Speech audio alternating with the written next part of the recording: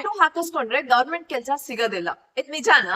Recent ಆಗಿ Delhi high court ಕೊಟ್ಟಂತ judgment SSC and others versus Deepak Yadav case ಅಲ್ಲಿ. ದೀಪಕ್ ಯಾದವ್ ಡೆಲ್ಲಿ ಪೊಲೀಸ್ ಎಕ್ಸಾಮ್ ಗೆ ಅಪಿಯರ್ ಆಗಿ ಅವರು ಎಕ್ಸಾಮ್ ಸೆಲೆಕ್ಟ್ ಸಹ ಆಗ್ತಾರೆ. ಬಟ್ ನಂತರ ಮೆಡಿಕಲ್ ಎಕ್ಸಾಮಿನೇಷನ್ ಅಲ್ಲಿ ಅವರ ಕೈ ಮೇಲೆ ಇದ್ದಂತ ಒಂದು ಟ್ಯಾಟೂ ಇಂದ ಅವರನ್ನ ರಿಜೆಕ್ಟ್ ಮಾಡಲಾಗುತ್ತೆ. ಬಟ್ ದೆನ್ ಅವ್ರು ಸ್ವಲ್ಪ ಟೈಮ್ ಅನ್ನ ಸೀಕ್ ಮಾಡ್ತಾರೆ. ಆ ಟ್ಯಾಟೂ ನ ಅವರು ಸರ್ಜರಿ ಮುಖಾಂತರ ಎರೇಸ್ ಮಾಡಿಸ್ಕೊಳ್ತಾರೆ. ಆದ್ರೂ ಸಹ ಅವರಿಗೆ ಡೆಲ್ಲಿ ಪೊಲೀಸ್ ಎಕ್ಸಾಮ್ ನ ಈ ಸೆಲೆಕ್ಷನ್ ಅನ್ನ ಕ್ಯಾನ್ಸಲ್ ಮಾಡ್ತಾರೆ. ಬಿಕಾಸ್ ಅವರ ಟ್ಯಾಟೂ ನ ಸ್ಕಾರ್ ಇನ್ನು ಉಳ್ಕೊಂಡಿತ್ತು ಅಂತ. ಡೆಲ್ಲಿ ಹೈಕೋರ್ಟ್ ಇದನ್ನ ಹ್ಯುಮ್ಯಾನಿಟೇರಿಯನ್ ಗ್ರೌಂಡ್ಸ್ ಮೇಲೆ ಡಿಸೈಡ್ ಮಾಡುತ್ತೆ. ದಟ್ ಸ್ಕಾರ್ ಅನ್ನೋದು ಯಾವುದೇ ಸರ್ಜರಿಯಿಂದ ಆಗಿರಬಹುದು ಅಥವಾ ನ್ಯಾಚುರಲ್ ಆಗಿನೂ ಸಹ ಬರುತ್ತೆ.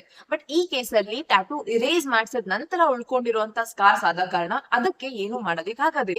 ಸೊ ಹಾಗಾಗಿ ಈ ಎಕ್ಸಾಮ್ ಸೆಲೆಕ್ಷನ್ ಬೋರ್ಡ್ ಗೆ ಅವರು ನಿರ್ದೇಶನ ನೀಡ್ತಾರೆ ದಟ್ ಅವರಿಗೆ ಅಪಾಯಿಂಟ್ಮೆಂಟ್ ಕೊಡಬೇಕು ಅಂತ. ಸೊ ಯಾವುದೇ ಗವರ್ಮೆಂಟ್ ಎಕ್ಸಾಮ್ ನ ಗೈಡ್ ಲೈನ್ಸ್ ಅಲ್ಲಿ ಟ್ಯಾಟೂ ನ ಬಾರ್ ಮಾಡಿದರೆ, ಟ್ಯಾಟೂ ಇದ್ರೆ ನಿಮ್ಮ ಕೆಲಸ ಸಿಗೋದಿಲ್ಲ ಅಂತಂದಾಗ ನೀವು ಎಕ್ಸಾಮ್ ಪಾಸ್ ಆದ ನಂತರನೂ ಸಹ ನಿಮ್ಗೆ ಈ ಮೆಡಿಕಲ್ ಗ್ರೌಂಡ್ಸ್ ಮೇಲೆ ನಿಮ್ಮನ್ನ ಹೊರಗಿಡಬಹುದು, ನಿಮ್ಮ ಸೆಲೆಕ್ಷನ್ ಅನ್ನ ಕ್ಯಾನ್ಸಲ್ ಮಾಡಬಹುದು.